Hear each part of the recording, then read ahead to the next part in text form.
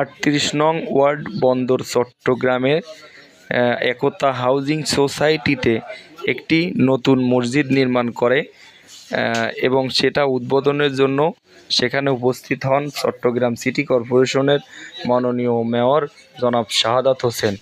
সাথে ছিলেন 38 নম্বর ওয়ার্ডের জনতার কাউন্সিলর আলহাজ মোহাম্মদ হানিফ সওদাগর এবং বিএনপি অঙ্গ সহযোগী সংগঠনের নেতাকর্মীরা এবং দূর দূরান্ত থেকে ছুটে আসা মুসাল্লিগণ।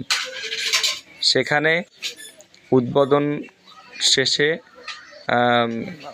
নামাজ আদায় করেন হানিফ সওদাগর এবং মুসাল্লিদের সাথে মত বিনিময় করেন। এর মধ্য দিয়ে এই উদ্বোধনী কার্যক্রম শেষ হয়। তো মেয়র সাহেবের আগমন উপলক্ষে কিন্তু সেখানে আরও দূর দূরান্ত থেকে অনেকেই আশপাশ এলাকা থেকেও ছুটে আসেন মেয়রের আগমনের কারণে।